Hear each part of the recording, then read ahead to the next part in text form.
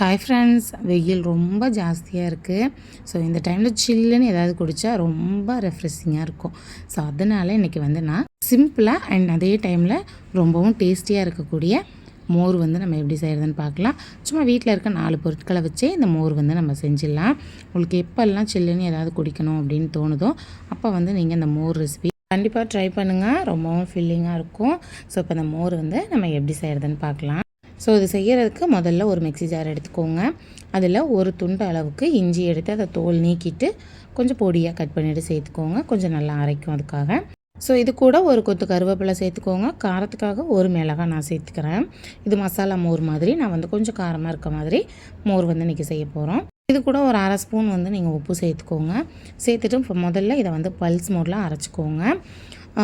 இது போல் நீங்கள் அரைச்சதுக்கப்புறம் பாருங்கள், கொஞ்சம் இஞ்சி அரைக்காமல் இருக்கு இல்லையா, இதில் ஒரு கப் அளவுக்கு நீங்கள் தயிர், கெட்டியான தயிர் சேர்த்துக்கோங்க.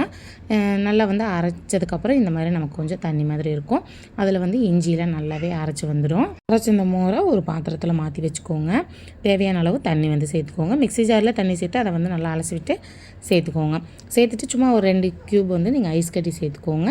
விருப்பம் இருக்கிறவங்க சேர்த்துக்கோங்க, இல்லாட்டி நீங்கள் ஐஸ் தண்ணி கூட சேர்த்துக்கலாம். நம்ம அரைச்ச மசாலாவுக்கு ஒரு 2 கப் தண்ணி வச்சிங்கன்னா அதோட காரம், புளிப்பு இது எல்லாமே கரெக்டாக இருக்கும். நீங்கள் அதுக்கு மேலே தண்ணி விட்டுட்டிங்கன்னா ரொம்ப ஒரு மாதிரி டேஸ்ட் குறைஞ்சிடும்.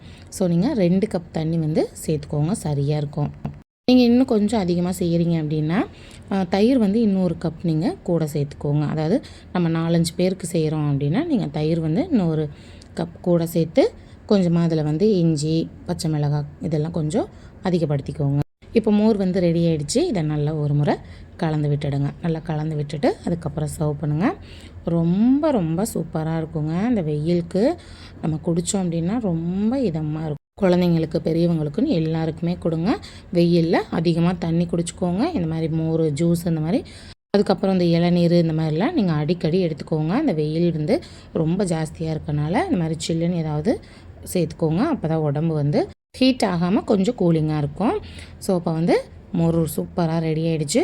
கண்டிப்பாக ட்ரை பண்ணுங்கள். எல்லாருக்குமே ரொம்ப பிடிக்கும். ட்ரை பண்ணிவிட்டு எப்படி வந்ததுங்கிறத மறக்காமல் கமெண்ட்டில் சொல்லுங்கள். இந்த வீடியோ உங்களுக்கு பிடிச்சிருக்கும்னு நினைக்கிறேன். அடுத்தடுத்து நான் ஜூஸு, மோர் அந்த மாதிரி அடுத்தடுத்து ரெசிபியில் நான் உங்களுக்கு அப்லோட் பண்ணுறேன்.